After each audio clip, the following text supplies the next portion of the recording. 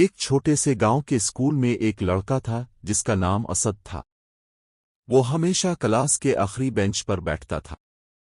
اس کے کپڑے پرانے ہوتے، وہ کبھی ہاتھ نہیں اٹھاتا اور بہت کم بولتا تھا۔ اکثر طلبہ اسے نظر انداز کرتے تھے، کچھ تو اسے بیکار اور خاموش بھوت بھی کہتے تھے۔ لیکن کوئی نہیں جانتا تھا کہ اسد ہر صبح 5 کلومیٹر پیدل چل کر اسکول آتا تھا، اپنے پرانے بستے میں صرف ایک ہی نوٹ بک لے کر، وہی نوٹ بک جو وہ 2 سال سے استعمال کر رہا تھا۔ ایک دن اسکول میں ایک نئی استانی آئی جن کا نام مس سارا تھا۔ ان کی نظر تیز اور دل مہربان تھا۔ پہلے ہی دن انہوں نے وقفے میں دیکھا کہ اسد بڑی تیزی سے کچھ لکھ رہا ہے۔ وہ آہستہ سے اس کے پاس آئیں اور نرمی سے بولے، کیا میں دیکھ سکتی ہوں کہ تم کیا لکھ رہے ہو؟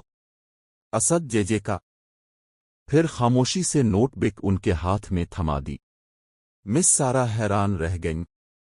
اس پرانی سی نوٹ بک کے اندر سب سے خوبصورت نظمیں اور کہانیاں لکھی ہوئی تھیں، جذبات سے بھری ہوئی، گہری سوچ اور تخیل سے مالا مال۔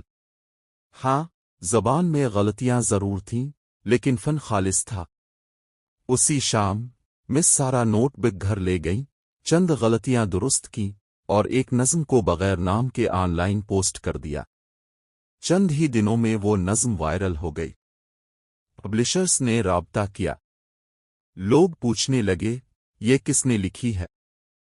1 مہینے کے اندر اندر اسد کی تحریروں کی ایک کتاب شائع ہوئی جس کا نام تھا آخری بینچ والا لڑکا، اور وہ کتاب پورے ملک میں مشہور ہو گئی۔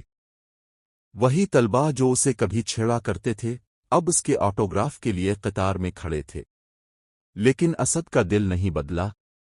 وہ اب بھی روز اسکول آتا، فرق بس اتنا تھا کہ چہرے پر مسکراہٹ ہوتی، ایک نئی یونیفارم ہوتی جو ایک مدہ نے تحفے میں دی تھی، اور ایک نیا بستہ۔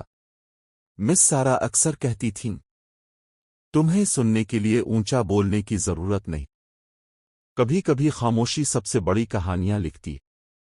اخلاقی سبق، کبھی کسی کو اس کی خاموشی سے مت پرکھو۔ ہر انسان ایک کہانی ہے، بس اسے پڑھنے والا چاہیے۔